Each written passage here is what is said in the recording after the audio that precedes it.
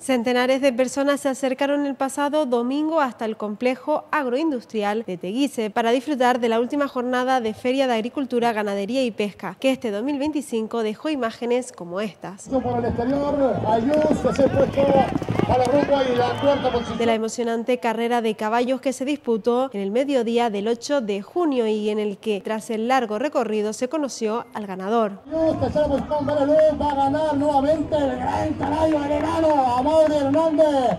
Después de este momento llegó la entrega de trofeos, todo en una jornada en la que continuaba la llegada de niños y grandes para disfrutar de este espacio en el que, además de ver animales como cochinos, cabras, burros, camellos, gallinas, así como distintas aves, se podía conocer las nuevas herramientas de trabajo del sector primario o ver en directo cómo ordeñar. Las personas asistentes también pudieron disfrutar de un espacio gastronómico acompañado de música.